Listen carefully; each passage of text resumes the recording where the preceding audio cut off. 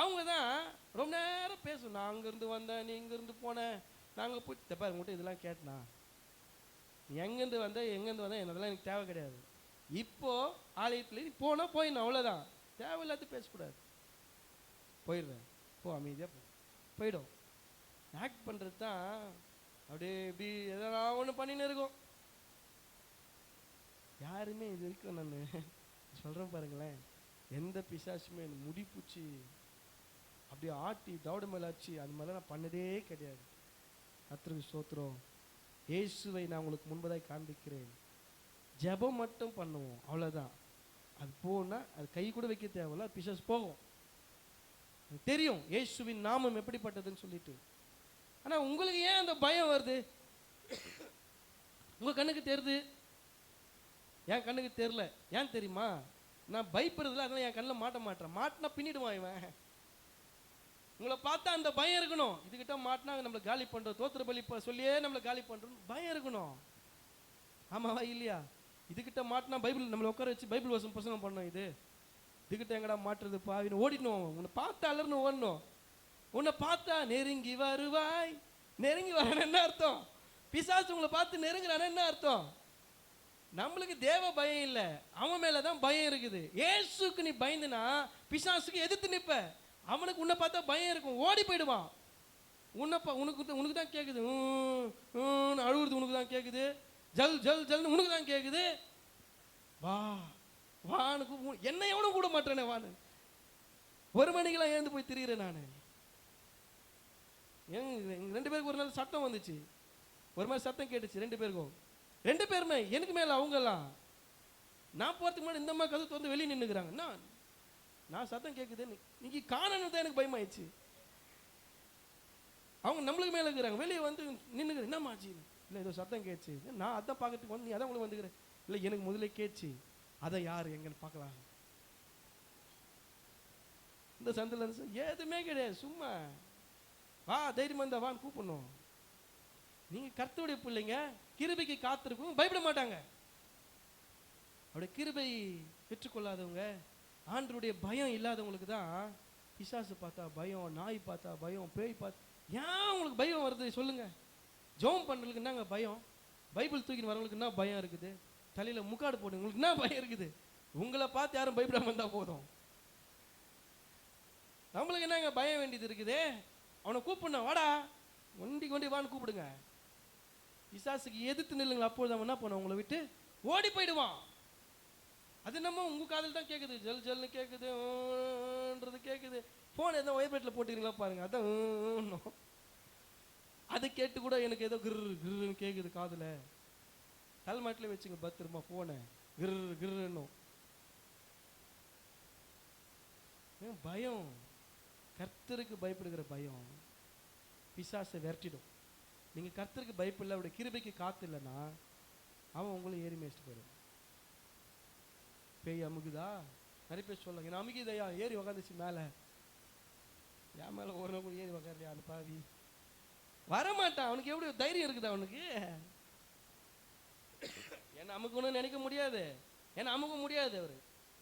அவர் தெரியும், இந்த வாசலை கூட மிதிக்க முடியாது. உங்களுடைய விசுவாசம், உங்களுக்கு ஆண்டவர் மேலே உங்களுக்கு இருக்கிற நம்பிக்கை, உங்கள் வீட்டு வாசலை கூட யாரும் தொட முடியாது. எங்கள் வீட்டு வாசல் எத்தனையோ எலுமிச்சம்பழம், எத்தனையோ மாந்திரிகம். காலையில் எழுந்த உடனே அது முகத்தை முழிப்போம், பயப்பட மாட்டோம். நாங்கள் லெமன் ஜூஸ் தான் போட்டு குடிப்போமே. நீ என்னன்னா தடவி போடு, ஒன்றும் பிரச்சனையே கிடையாது. ஒரு நாள் எருமுட்டை வச்சுட்டு அது மேலே கலர் கலராக மையெல்லாம் பூசிட்டு ஒரு 4 முட்டை வச்சுருந்தாங்க. எங்கள் அப்பா எடுத்து ஆம்லெட் போட்டு கொடுத்துட்டாரு. இதெல்லாம் ஒன்றும் இல்லை, தண்ணியில் போட்டார், எடுத்து ஆம்லெட் போட்டார். ஒருத்தர் வந்து 2 ஆம்லெட் போடுங்க மாஸ்டர், அழகாக போட்டு கொடுத்துட்டாரு. மந்திர முட்டைலாம் சொல்லவே இல்லை நாங்கள். அவர் அந்த முட்டை சாப்பிட்றது ரொம்ப நல்லா இருக்கிறாப்புல. என்ன எங்க மாந்திரிகம்? ஆண்டவர் பெரியவர், இயேசு பெரியவர். இந்த உலகத்தில் இருக்கிற காரியங்கள் உங்களை ஜெயிக்க முடியுமா? இந்த உலகத்தில் காரியங்கள் உங்களை தோற்கடிக்க முடியுமா? உங்கள் வாழ்க்கையை நாசம் பண்ண முடியுமா? ஆண்டவருக்கு இடம் கொடுப்பாரா? கொடுக்க மாட்டார்.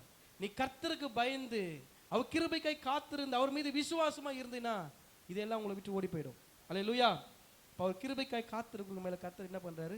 பிரியமா இருக்கிறார். 3வது, கர்த்தரை மேன்மை பாராட்டுவர்கள் மேல் அவர் பிரியமா இருக்கிறார். நம்ம யாரை பத்தி மேன்மை பாராட்டணும்? சில குதிரைகளை குறித்தும் சில ரதங்களை குறித்து மேன்மை பாராட்டுவார். நாமோ கர்த்தராகிய தேவனை குறித்து மேன்மை பாராட்டணும். நான் பெருமை பாராட்டணும் ஒரே ஒரு விஷயம் தெரியுமா? என் ஆண்டவருக்காக நான் பெருமைப்படணும். உலகில் எமக்கொரு பெருமை, எங்கள் மீட்பர் சுமந்த அந்த சிலுவை. இந்த உலகத்தில் எனக்கு ஒரு பெருமைனா எனக்கா இயேசு சுமந்த அந்த சிலுவை தான் என்னுடைய பெருமை. அல்லேலூயா. வேற எந்த காரியமோ, என்னுடைய படிப்போ, என்னுடைய பதவியோ, என்னுடைய ஆஸ்தியோ, என்னுடைய வருமானங்களோ நான் பெருமை பாராட்டுறது உலகத்துக்கு ஒண்ணுமே இல்லை. நான் பெருமை பாராட்டினேன் இயேசுவை குறித்து பெருமை பாராட்டுங்க. அவர் எனக்கு சுகம் கொடுத்தார், அதை பெருமை பாராட்டுங்க. ஆண்டவர் விடுதலை ஆக்கினார், உங்களை விடுதலை ஆக்குவார் குறித்து ஆண்டவருடைய நாமத்தை பற்றி நீங்க என்ன பண்ணணும்?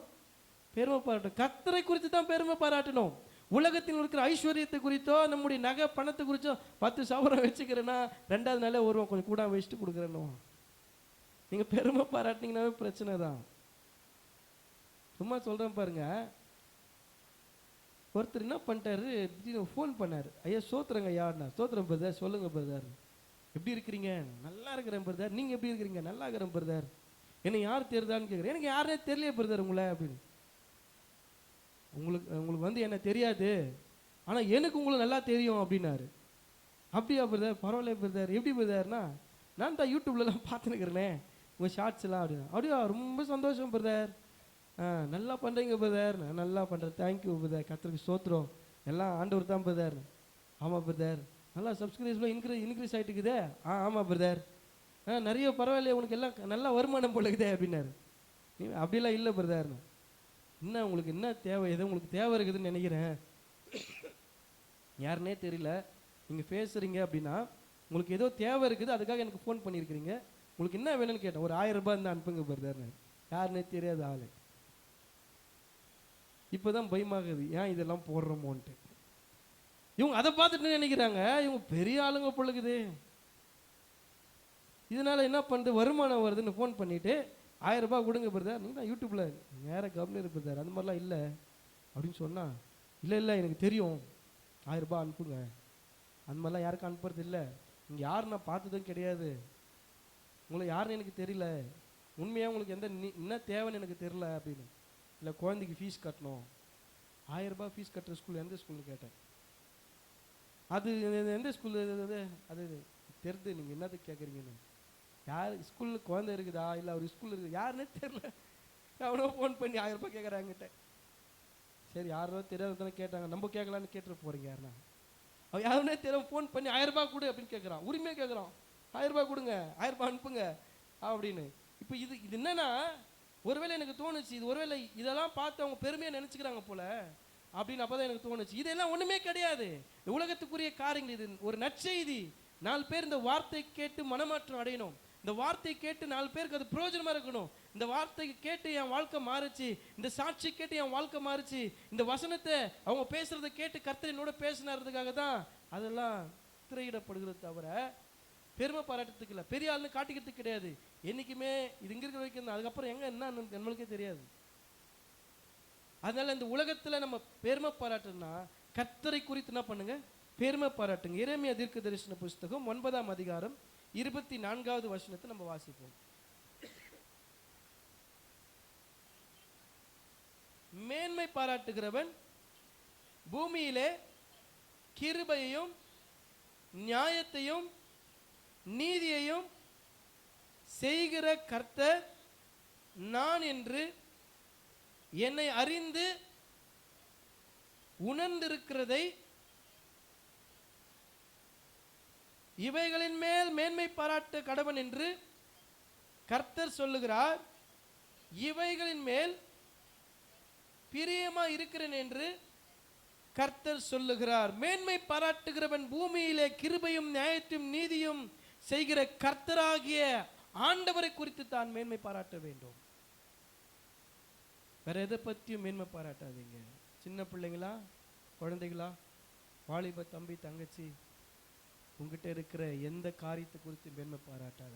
உங்ககிட்ட இருக்கிற விலை உயர்ந்த ட்ரெஸ்ஸை குறிச்சோ, விலை உயர்ந்த மொபைல் ஃபோன் குறிச்சோ, விலை உயர்ந்த வாகனத்தை 2 வீலர் 4 வீலர் எதை குறிச்சோ, நம்ம கட்டியிருக்கிற வீடுகளை குறித்து நம்மளுக்கு பிள்ளைங்களுக்கு 2 இடம் வாங்கி வச்சுக்கிறோம், அதை குறித்து எதை குறித்து மேன்மை பாராட்ட வேண்டாம். இந்த உலகத்தின் ஆஸ்திகள் எது நமக்கு நிரந்தரமானதில்லை. ஒன்றே ஒன்று நிரந்தரம், அவருடைய நாமத்தை நீங்கள் மேன்மை பாராட்டும் பொழுது கர்த்தர் உங்கள் மேல் பிரியமாயிருப்பார். அல்லேலூயா. 4வதாக ஆலயத்தை கட்டுகிறவர்கள் மேலே கர்த்தர் பிரியமா இருக்கிறார்.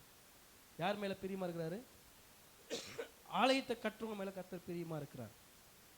இப்போ இந்த பாயிண்ட்டுக்கு தகுதியானவர்கள் நீங்க தான் இல்ல. ஆலயத்தை கட்டுறதுக்கு நீங்க பிரியமா இருக்கிறீங்களா? புன்னையில கோயில் கட்டுறதுக்கு நீங்க பிரியமா இருக்கிறீங்க. அதே போல பருக்கூர்ல ஆலயத்தை கட்டுறதுக்கு பிரியமா இருக்கிறீங்க. அதுக்காக ஜெபம் பண்றீங்க, அதுக்காக கொடுத்திருக்கிறீங்க, அதுக்காக பல சாக்ரிஃபைஸ் தியாகங்கள் பண்ணியிருக்கிறீங்க. இதையெல்லாம் கர்த்தர் பார்க்கிறார். இந்த ஆலயத்தை கட்டுங்கள், அதன் மேல் கர்த்தர் பிரியமா இருக்கிறார். அல்லேலூயா. அந்த ஆலயத்தை கட்டுதல் பிரியமா இருக்கிறது தாண்டி நீங்க ஒரு ஆலயன்றதை மறந்துடாதீங்க. நீங்க அதுதான் நினைவு ஊட்டுகிறேன். கட்டிடமான ஆலயத்தை கட்டிட்டோம், கட்டிடமான ஆலயத்தை புன்னையில கட்ட போறோம், மதுரவேல் தச்சிலிருந்து கட்டி தர போறாங்க, அங்க கோயில் வந்துடும், அதை கட்டி ஒரு ஆசீர்வாதம் உண்டாகலாம். ஆனால் உன்னுடைய இருதயம், நீ ஒரு ஆலயம், உன்னை நீ கட்டி எழுப்பணும். அப்பதான் கர்த்தர் உன்னை பிரியமா இருப்பார். அல்லேலூயா. ஆலயத்தை கட்டுறவங்க அதுல பிரியமா இருக்கிறார். இந்த ஆலயத்தை கர்த்தர் கட்டினாரு, இது மேல கர்த்தர் பிரியமா இருந்தாரு. நீங்க கட்டப்பட்டிருக்கிறீங்களா? உடைய இருதயம் கட்டப்பட்டிருக்கிறதா? நீங்க ஒரு ஆலயன்றதை மறந்தாதீங்க. எத்தனை பேர் சொல்லி நான் தேவனுடைய ஆலயம், நம்ம தேவனுடைய ஆலயம். நீங்க தேவனுடைய ஆலயங்களாய் உங்களை கட்டி எழுப்ப கர்த்தருடைய கரத்துல கொடுங்க. ஆகாய் தீர்க்கதரிசன புஸ்தகம் 1ஆம் அதிகாரம் 8வது வசனத்தை நம்ம வாசிப்போம். நீங்கள் மலையின் மேல் ஏறி போய் மரங்களை வெட்டி கொண்டு வந்து ஆலயத்தை கட்டுங்கள், அதன் பேரில் நான் பிரியமா இருப்பேன், அதனால் என் மகிமை விளங்கும் என்று கர்த்தர் சொல்லுகிறார். நீங்கள் மலையின் மேல் ஏறி போய் மரங்களை வெட்டி கொண்டு வந்து ஆலயத்தை கட்டுங்கள். இன்றைக்கு அப்படிப்பட்ட ஆலயங்கள் இந்திய சுவிசேஷ திருச்சபைக்கு என்று ஒரு தரிசனம் உண்டு. 1,00,000 திருச்சபைகள் என்கிற தரிசன பாதையிலே நம்முடைய ஊழியங்கள் வளர்ந்து கொண்டிருக்கிறது. ஒவ்வொரு சபையும் ஒரு கிளை சபையை உருவாக்க வேண்டும் என்கிற ஒரு தரிசனத்தோடு கூட இணைந்து அநேக சபைகள், அநேக ஊழியங்களை வளர்த்து கொண்டிருக்கிறோம், சபைகளை கட்டி கொண்டிருக்கிறோம். இன்னும் குறிப்பாக வட மாநிலங்களிலே ஒவ்வொரு மாதத்துக்கும் 20க்கும் மேற்பட்ட திருச்சபைகளை திறப்பதற்கு கர்த்தர் கிருபை கொடுத்திருக்கிறார். அல்லேலூயா. அப்படிப்பட்ட ஒரு பெரிதான வளர்ச்சியில இந்திய சுவிசேஷ திருச்சபை கர்த்தர் பயன்படுத்தி கொண்டிருக்கிறார் என்றால் அதில் இருக்கிற ஒவ்வொரு விசுவாசிகளும் உங்களுடைய இருதயமாகிய ஆலயத்தை கட்டி எழுப்புறவர்களா இருக்கணும். நீங்க அப்படி கட்டி எழுப்பும் போது கர்த்தர் உங்க மேல பிரியமா இருப்பார். அல்லேலூயா. நம்ம ஆலயத்தை கட்டுறோம், கட்டடமான ஒரு ஆலயத்தை நம்ம கட்ட முடியும், கட்டுறதுக்கு உதவி செய்வார், அவர் நம்மோடு கூட இருப்பார், அதுக்கான பலன் கொடுப்பார். ஆனால் நம்ம கட்டி கொள்ளாம, நம்முடைய இருதயத்தை ஆலயத்தை கட்டி எழுப்பாம அந்த ஆலயத்தை கட்டி எழுப்புறது வீணா இருக்கும். முதலாவது நீங்க உங்களை கட்டி எழுப்ப கர்த்தருடைய கரத்தில் ஒப்பு கொடுங்க, கர்த்தர் உங்கள் மேல பிரியமாய் இருப்பார். 5வதாக உற்சாகமாய் கொடுக்கிறவங்க இடத்துல கர்த்தர் என்ன பண்றாரு? பிரியமா இருக்கிறார். 2 கொரிந்தியர் 9:7 ஒருவர் வாசிங்கள். எபிரேயர் 13:16 ஒருத்தர் வாசிங்க.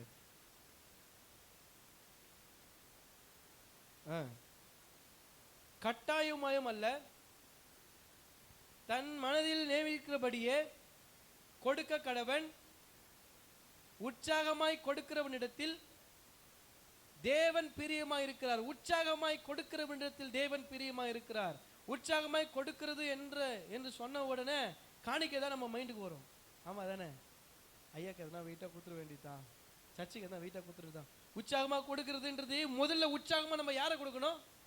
நம்ம கொடுக்கணும். நம்மள முதல்ல கர்த்தருக்கு உற்சாகமா கொடுக்கணும். அதுக்கப்புறம் நீங்க உற்சாகமா கர்த்தருக்கு காணிக்கை கொடுக்கிறது இருக்கட்டும். நீங்க கொடுக்காத ஆளுங்க கிடையாது, நீங்க எல்லாம் கொடுக்குற ஆளுங்க தான். நீங்க ஆண்டவருக்காக வைராக்கியமா எல்லாத்தையும் செய்யக்கூடிய ஆட்கள் தான். நீங்க அதெல்லாம் கொடுத்து ஒரு சந்தோஷம் உண்டானாலும் உங்களை அர்ப்பணிக்காமல் உற்சாகமாய் கர்த்தருக்கு உங்களை கொடுக்காம நீங்க கொடுக்கிற காணிக்கை எப்படி கர்த்தர் ஏற்றுக்கொள்வார்? உங்களை நீங்க உற்சாகமா கர்த்தருக்கு கொடுங்க, கர்த்தர் உங்க மேல பிரியமா இருப்பார். நம்ம உற்சாகமா கொடுக்காம கர்த்தருக்கு நம்ம எதை கொடுத்தாலும் ஆண்டவர் அதுல பிரியமா இருக்க மாட்டார். ஆண்டவர் பிரியமா இருக்கணும்னா நீங்க உற்சாகமா உங்களை கர்த்தருக்கு ஒப்பு கொடுங்க, ஊழியத்துக்கு ஒப்பு கொடுங்க. அறுவடை மிகுதி, ஆட்களோ குறைவு. திறப்பில் நிற்பதற்கு ஆட்கள் இல்லை, அழுது புலம்புவதற்கு ஆட்கள் இல்லை, அழிந்து கொண்டிருக்கிற ஆத்துமாக்களுக்காய் பாரப்படுவதற்கு யாரும் இல்லை. ஆண்டவர் துக்கப்படுறார், ஆண்டவர் வெசனப்படுறாரு. அதற்காக உற்சாகமாய் உங்களை கொடுங்க. நான் ஜெபிக்கிற ஆண்டவரை, எங்களுக்கு நியமிக்கப்பட்டிருக்கிற நேரத்தில் சபையில் வந்து நான் ஜெபிக்கிற ஆத்ம பாரத்தோடு நான் ஒரு நேரத்தை வீட்டில் நியமிச்ச அந்த நேரத்தில் நிச்சயமாக அந்த 1 மணி நேரம் 1/2 மணி நேரம் நான் ஜெபம் பண்ணுறேன் ஆண்டவரே. அதுதான் உற்சாகமாய் கர்த்தருக்கு உங்களை கொடுக்கறது. காணிக்கையெல்லாம் ஒரு செகண்டரி தான். ஆண்டவர் வந்து காணிக்கைன்றது அது அப்பாற்பட்டது. முதல்ல உங்களை நீங்கள் கொடுத்தாவே அது பெரிய காணிக்கை. அல்லேலூயா.